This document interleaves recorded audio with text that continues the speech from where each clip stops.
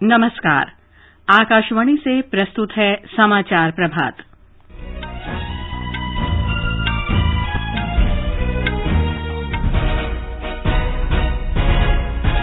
प्रधानमंत्री नरेंद्र मोदी का कोरोना के खिलाफ इस महीने की 11 से 14 तारीख तक जन टीकाकरण कार्यक्रम संचालित करने का आह्वान।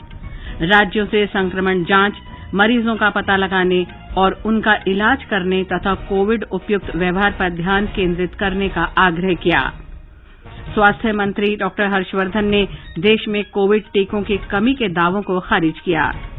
देश में कोविड टीकाकरण की संख्या 9 करोड़ 40 लाख के पार। जम्मू कश्मीर के शोपियां जिले में सुरक्षा बलों के साथ मुठभेड़ में 3 आतंकी मारे गए। प्रधानमंत्री नरेंद्र मोदी आज नीदरलैंड के प्रधानमंत्री मार्क रूटे के साथ वर्चुअल शिखर बैठक करेंगे। भारत और चीन के बीच आज पूर्वी लद्दाख में चुशुल में 11वें दौर की बातचीत। पश्चिम बंगाल विधानसभा चुनाव में चौथे चरण के लिए कल होने वाले मतदान की सभी तैयारियां पूरी। भारत के 4 नाविकों ने इस वर्ष के टोक्यो ओलंपिक्स के लिए क्वालीफाई किया। और आईपीएल 2020 क्रिकेट टूर्नामेंट का 14वां संस्करण आज चेन्नई में शुरू। पहले मैच में मुंबई इंडियंस का सामना रॉयल चैलेंजर्स बेंगलौर से होगा।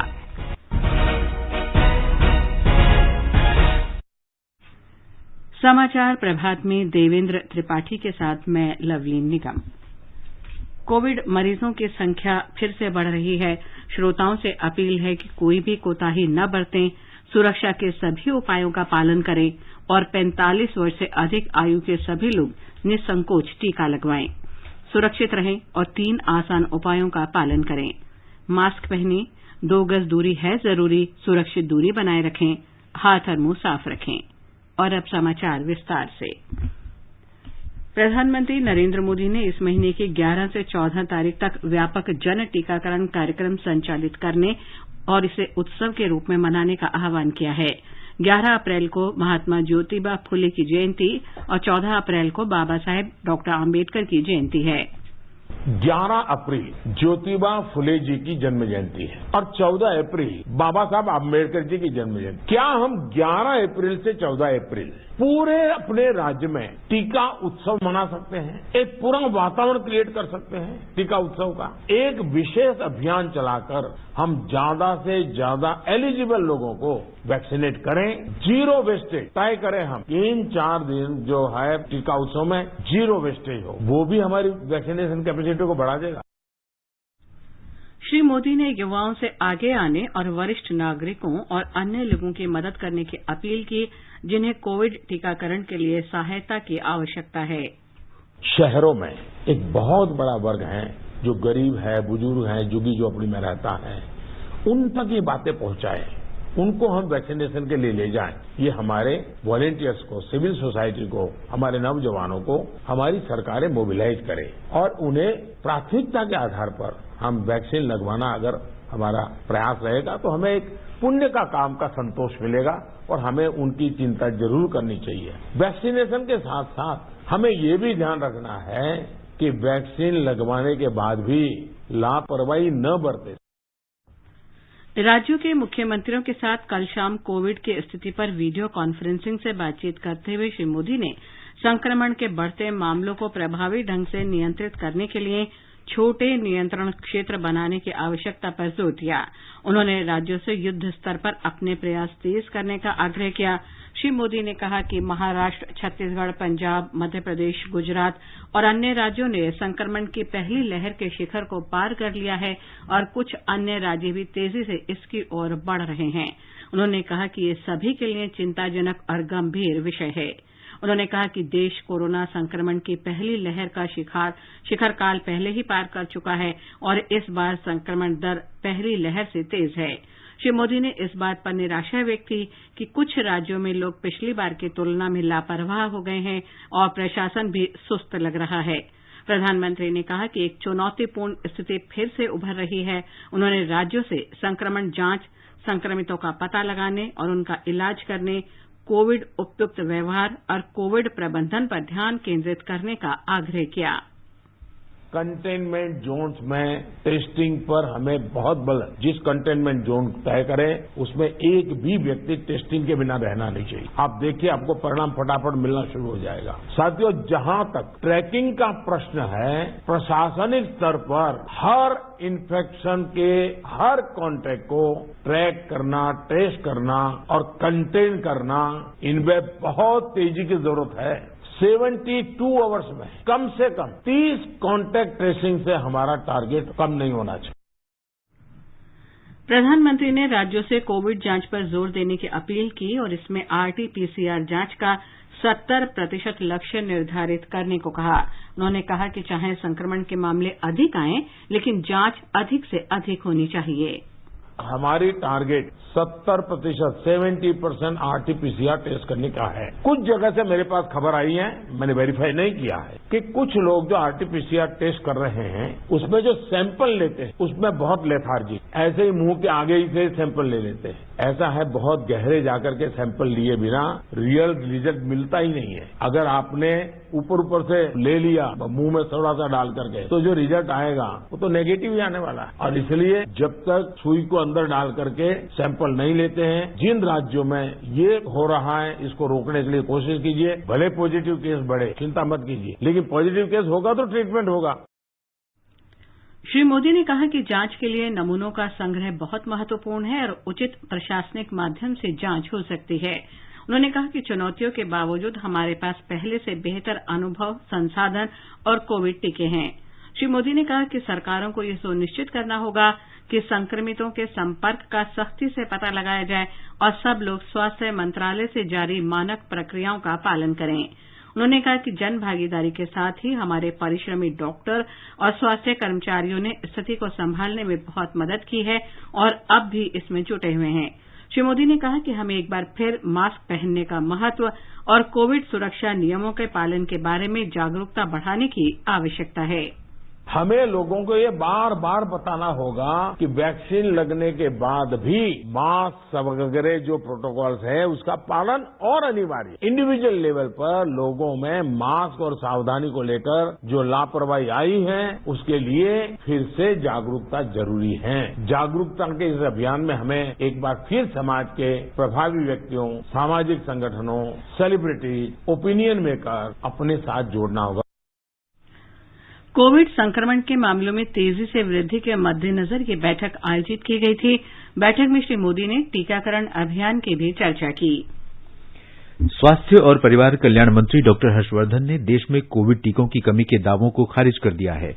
उन्होंने कहा कि केंद्र सरकार स्थिति पर लगातार नजर रखे हुए है और राज्यों तथा केंद्र शासित प्रदेशों को कोविड टीकों की सप्लाई बढ़ा रही है। अनेक ट्वीट संदेशों में स्वास्थ्य मंत्री ने कहा कि अब तक देशभर में कोविड महामारी की रोकथाम के लिए 9 करोड़ से अधिक खुराकें दी जा चुकी हैं। उन्होंने कहा कि सरकार के पास इस समय 4 करोड़ 30 लाख से अधिक खुराक उपलब्ध हैं और इन्हें जल्द राज्यों को भेजा जा रहा है। डॉक्टर हर्षवर्धन ने कहा कि कुछ राज्य कोविड टीकों की कमी को लेकर जो बवंडर खड़ा कर रहे हैं वो उनकी अपनी कमजोरियों को छिपाने की कोशिश भर है। देश में टीकाकरण की संख्या कल 9 करोड़ 40 लाख के आंकड़े को पार कर गई। केंद्रीय स्वास्थ्य मंत्रालय ने बताया है कि कल शाम 8 बजे तक 34,73,000 से अधिक टीके लगाए गए।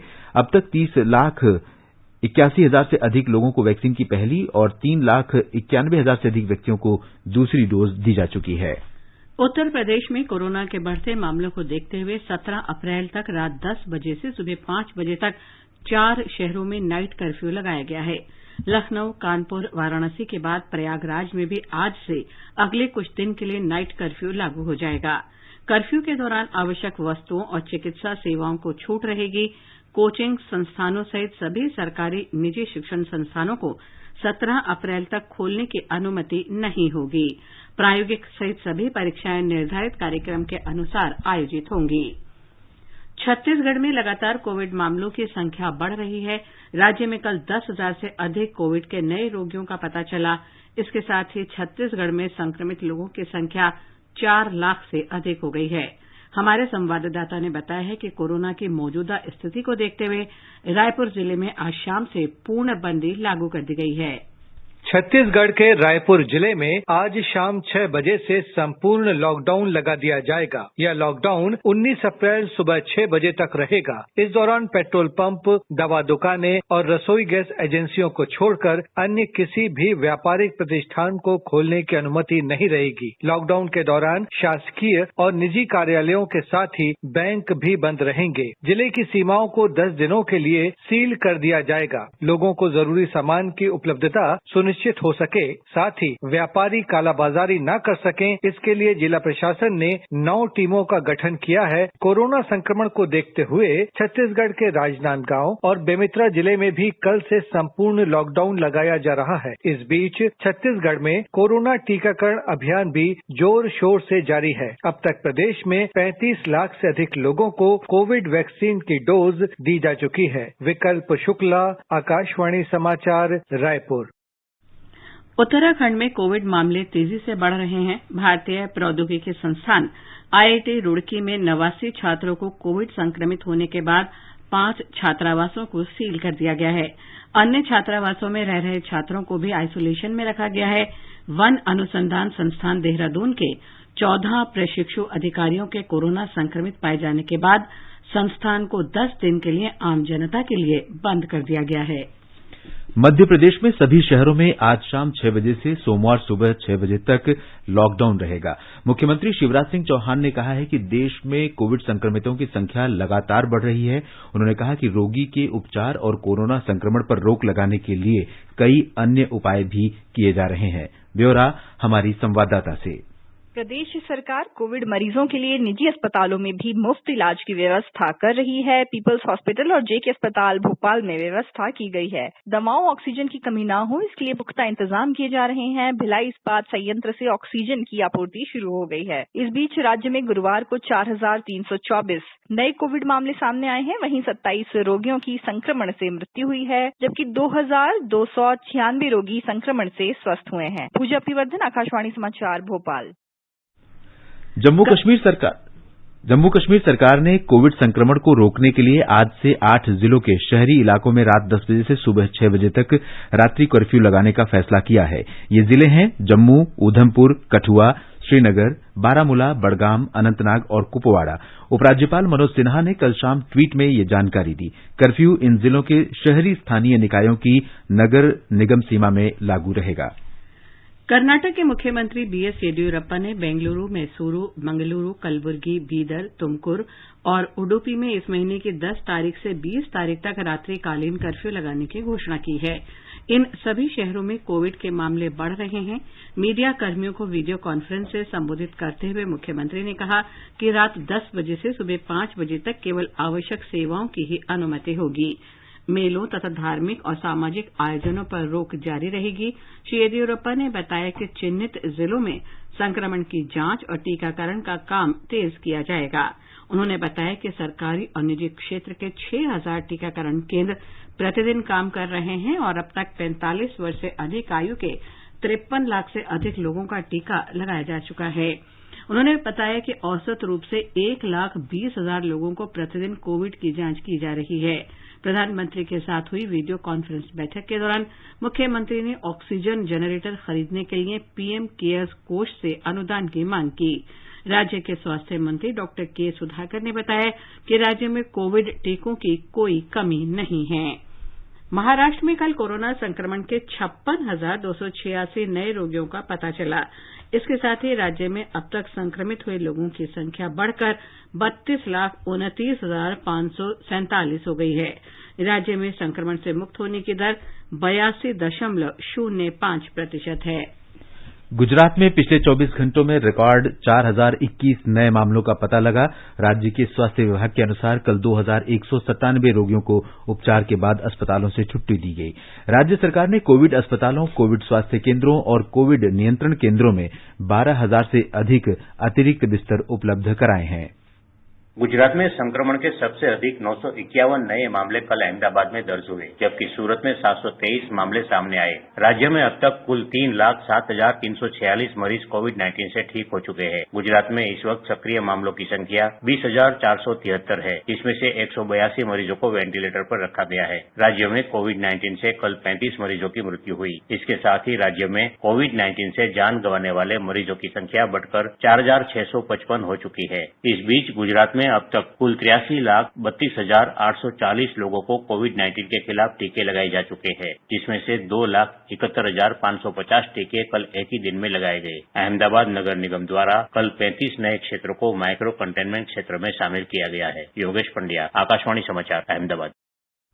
उधर बिहार में पिछले 24 घंटों में कोविड के 1,911 नए मामले दर्ज हुए। राजधानी पटना में 207 छोटे नियंत्रण क्षेत्र बनाए गए हैं। 7,504 रोगियों का विभिन्न अस्पतालों में उपचार चल रहा है। पिछले 24 घंटों में 4 लोगों की कोविड से मृत्यु हुई है। इसके साथ ही राज्य में इस महामारी से मरने वालों की संख्या 1,595 हो गई है। कोविड-19 से स्वस्थ होने वालों की दर में सुधार हुआ है और अब ये 96.68% है। लद्दाख में इस पखवाड़े के दौरान कोरोना संक्रमित लोगों की दैनिक संख्या में काफी वृद्धि हुई है। कल 91 लोगों में संक्रमण की पुष्टि हुई।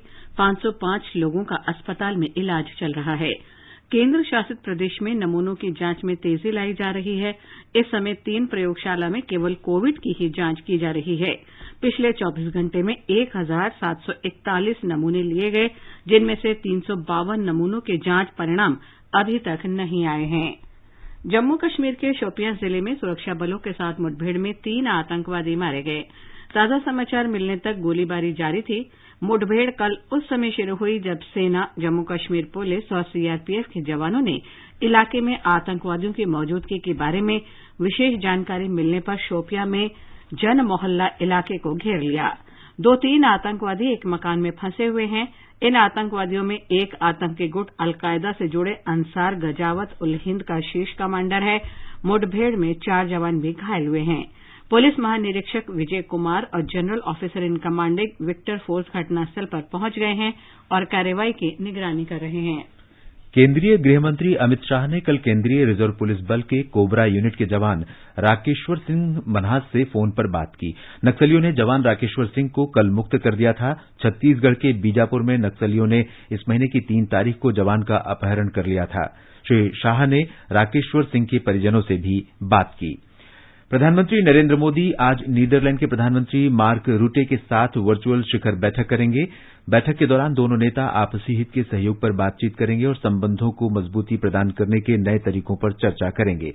वे आपसी हित के क्षेत्रीय और वैश्विक मुद्दों पर भी विचार विमर्श करेंगे। हमारे संवाददाता ने बताया है कि ये शिखर बैठक नीदरलैंड के संसदीय चुनावों में प्रधानमंत्री रट की हाल की जीत के बाद हो रही है और इससे द्विपक्षीय संबंधों को बढ़ावा मिलेगा।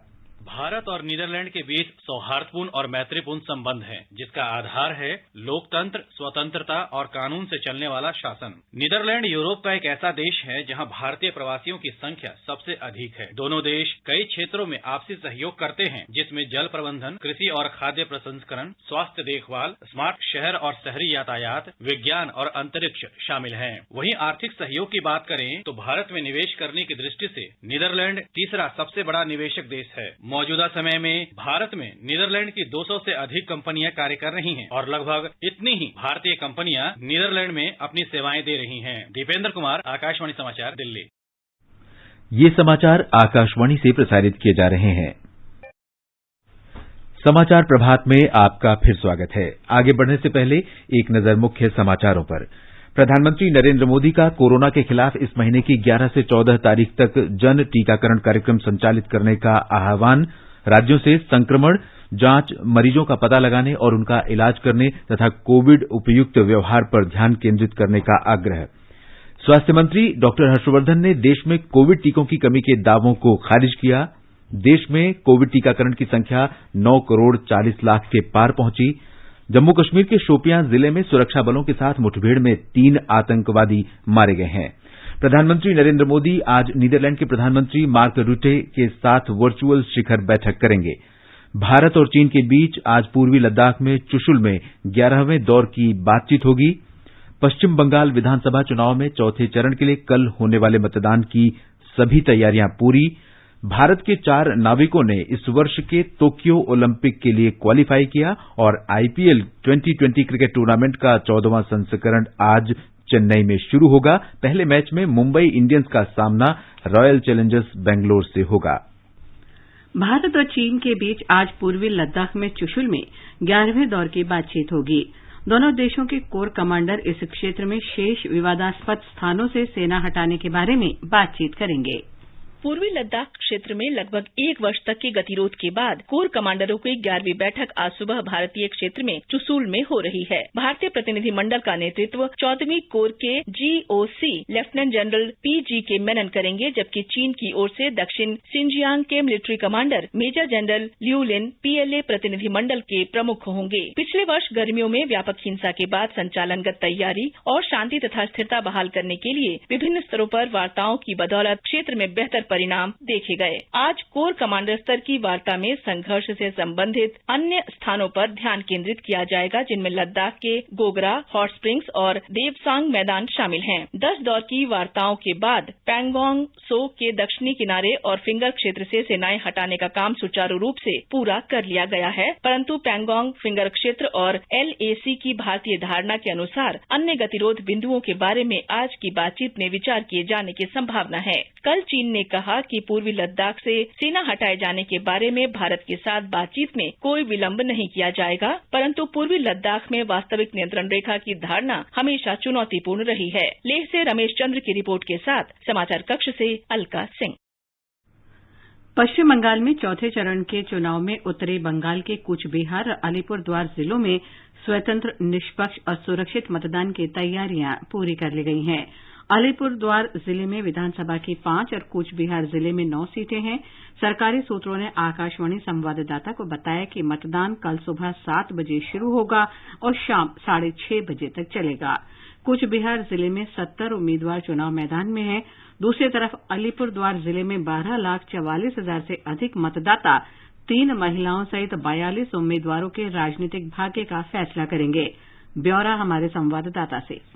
उत्तरी बंगाल के अलीपुरद्वार जिले में शांतिपूर्ण मतदान सुनिश्चित करने के लिए सभी व्यवस्थाएं की जा रही है। यहाँ मादारीहाट, कालसिनी, फलाकाटा, अलीपुरद्वार और कुमारग्राम विधानसभा सीटों पर कल चुनाव होंगे। सभी 5 विधानसभा सीटों पर EVM और अन्य मतदान सामग्रियों की वितरण प्रक्रिया शुरू हो गई है। जिला प्रशासन द्वारा लगभग 60,000 मतदान कर्मियों को तैनात किया गया है। अलीपुरद्वार जिले में 293 ऐसे मतदान केंद्र है जहाँ सिर्फ महिला मतदान कर्मियों को तैनात की गई है। जिला प्रशासन ने सभी 5 सीटों पर पर्याप्त सुरक्षा उपाय किए हैं। कम से कम 50% मतदान केंद्रों को वेबकास्टिंग व्यवस्था के जरिए कवर किया जाएगा, जबकि प्रत्येक मतदान केंद्र में केंद्रीय सशक्त पुलिस बल तैनात किया गया है। मानस प्रेम शर्मा, आकाशवाणी समाचार, अलीपुरद्वार। निर्वाचन आयोग ने भाजपा नेता सुवेंदु अधिकारी को पश्चिम बंगाल विधानसभा चुनाव प्रचार के दौरान 29 मार्च को एक जनसभा में उनके भाषण में आदर्श आचार संहिता के कथित उल्लंघन का नोटिस जारी किया है। आयोग ने उनसे 24 घंटे में स्पष्टीकरण देने को कहा है। CPI-ML ने चुनाव आयोग से इस कथित उकसाऊ भाषण की शिकायत की थी। प्रधानमंत्री नरेंद्र मोदी आज नई दिल्ली में उत्कल केशरी डॉक्टर हरे कृष्णा मेहताब द्वारा लिखित पुस्तक ओडिशा इतिहास के हिंदी अनुवाद का विमोचन करेंगे। अब तक ओडिया और अंग्रेजी में उपलब्ध पुस्तक का हिंदी अनुवाद श्री शंकरलाल पुरोहित ने किया है। और अब खेल समाचार। भारत के 4 नाविकों ने इस वर्ष के टोक्यो ओलंपिक के लिए क्वालीफाई करके इतिहास रच दिया है। विष्णु सर्वानंद तथा गणपति चेकम्पा और वरुण ठक्कर की जोड़ी ने ओमान में चल रहे एशियाई क्वालीफायर्स में ये लक्ष्य हासिल किया। इससे पहले नेत्रा कोमानन मुस्नाह ओपन चैंपियनशिप में लेजर रेडियल मुकाबले में क्वालीफाई करने वाली पहली भारतीय महिला नाविक बन गयी। वहीं IPL 2020 क्रिकेट टूर्नामेंट का 14वां संस्करण आज चेन्नई के चेपक स्टेडियम में शुरू हो रहा है। आज पहले मैच में शाम 7:30 बजे मौजूदा चैंपियन मुंबई इंडियंस का सामना रॉयल चैलेंजर्स बेंगलोर से होगा। IPL के इस संस्करण के मैच मुंबई, चेन्नई, बेंगलुरु, अहमदाबाद, नई दिल्ली और कोलकाता में होंगे। फाइनल मैच 30 मई को अहमदाबाद के नरेंद्र मोदी स्टेडियम में खेला जाएगा। पिछले साल कोविड महामारी को देखते हुए IPL की टीमें संयुक्त अरब अमारात गई थी। इस साल IPL मैच कोविड से संबंधित सुरक्षा के दिशा निर्देशों का पालन करते हुए घरेलू स्टेडियम में खेले जाएंगे। खेल डेस्क, आकाशवाणी समाचार। ये समाचार हमारी वेबसाइट newsonair.com/hindi पर भी उपलब्ध हैं। और देवेंद्र, आप बताएं आज के समाचार पत्रों में क्या विशेष है? जी लवलीन, कोरोना के बढ़ते मामलों के बीच कल प्रधानमंत्री नरेंद्र मोदी की मुख्यमंत्रियों के साथ बैठक को सभी अखबारों ने प्रमुखता से दिया है। हिंदुस्तान की सुर्खी है, प्रधानमंत्री ने कहा तालाबंदी की जरूरत नहीं, जांच बढ़ानी होगी। दैनिक जागरण और राजस्थान पत्रिका की पहली खबर है, कोरोना से जंग, प्रधानमंत्री ने कहा लापरवाही कतई न बरतें, 11 से 14 अप्रैल तक टीका उत्सव मनाएं। पत्र ने प्रधानमंत्री मोदी द्वारा कल ही कोरोना की दूसरी खुराक लेने की खबर को भी सचित्र दिया है। जनसत्ता ने स्वास्थ्य मंत्री डॉक्टर हर्षवर्धन के इस आश्वासन को दिया है कि देश में कोविड टीकों की कोई कमी नहीं है और मंत्रालय की ओर से टीकों की आपूर्ति पर लगातार नजर रखी जा रही है। सेशल्स के राष्ट्रपति द्वारा भारत की प्रशंसा करते हुए ये कहना कि भारत टीका नहीं देता तो नहीं मिलता हर्ड इम्यूनिटी का लक्ष्य, अमर उजाला की खबर है। पत्र आगे लिखता है, प्रधानमंत्री ने हिंद महासागर में महत्वपूर्ण साझेदारी का जिक्र करते हुए सेशल्स को महत्वपूर्ण साझेदार बताया। छत्तीसगढ़ के बीजापुर में नक्सलियों द्वारा सीआरपीएफ के एक जवान को रिहा करने की खबर को राष्ट्रीय सहारा सहित सभी अखबारों ने दिया है। दैनिक भास्कर लिखता है, बेटी की मुस्कान आजाद, नक्सलियों ने सीआरपीएफ जवान को रिहा किया। गुरु तेग बहादुर के प्रकाश पर्व के लिए गठित उच्च स्तरीय समिति की बैठक में प्रधानमंत्री का कहना है, सिख गुरुओं की परंपरा से विश्व को रूबरू कराना जरूरी, लोक सत्य की खबर है। अमर उजाला की खबर है, ठाकरे सरकार को सुप्रीम झटका, सीबीआई जांच में दखल नहीं। पत्र ने आगे लिखा है, देशमुख की अर्जी खारिज। राष्ट्रीय सड़क सुरक्षा बोर्ड के गठन को मंजूरी मिलने की खबर हिंदुस्तान में है। पत्र लिखता है कि समूह प्रमुख रूप से ड्राइविंग लाइसेंस से जुड़े नियमों में बदलाव करने, वाहन पंजीकरण करने जैसे कई कामों में सुझाव देगा और तालमेल स्थापित करने जैसे काम करेगा। राजस्थान पत्रिका ने इतिहास दर्शन शीर्षक से लिखा है, लाल किले में दिखेगी टीपू की तलवार, औरंगजेब का कवच। पत्र लिखता है, आजादी की 75वीं सालगिरह पर विशेष 16वीं से 19वीं शताब्दी तक के हथियार लाल किले में देखे जा सकेंगे। आज से आईपीएल क्रिकेट शुरू होने पर हिंदुस्तान लिखता है, बिना दर्शकों के आईपीएल का आज से दनादन आगाज, इस बार के टूर्नामेंट में कई नियम लागू होंगे। और अंत में मुख्य समाचार एक बार फिर। प्रधानमंत्री नरेंद्र मोदी का कोरोना के खिलाफ इस महीने की 11 से 14 तारीख तक जन टीकाकरण कार्यक्रम संचालित करने का आह्वान। राज्यों से संक्रमण जांच, मरीजों का पता लगाने और उनका इलाज करने तथा कोविड उपयुक्त व्यवहार पर ध्यान केंद्रित करने का आग्रह किया। स्वास्थ्य मंत्री हर्षवर्धन ने देश में कोविड टीकों की कमी के दावों को खारिज किया। देश में कोविड टीकाकरण की संख्या 9 करोड़ 40 लाख के पार। जम्मू कश्मीर के शोपियां जिले में सुरक्षा बलों के साथ मुठभेड़ में 3 आतंकी मारे गए। प्रधानमंत्री नरेंद्र मोदी आज नीदरलैंड्स के प्रधानमंत्री मार्क रूथे के साथ वर्चुअल शिखर बैठक करेंगे। भारत और चीन के बीच आज पूर्वी लद्दाख में चुशुल में 11वें दौर की बातचीत। पश्चिम बंगाल विधानसभा चुनाव में चौथे चरण के लिए कल होने वाले मतदान की सभी तैयारियां पूरी। भारत के 4 नाविकों ने इस वर्ष के टोक्यो ओलंपिक के लिए क्वालीफाई कर लिया है। और आईपीएल 2020 क्रिकेट टूर्नामेंट का 14वां संस्करण आज से चेन्नई में शुरू। पहले मैच में आज मुंबई इंडियंस का सामना रॉयल चैलेंजर्स बेंगलौर से होगा। इसके साथ ही समाचार प्रभात का ये अंक समाप्त हुआ। नमस्कार।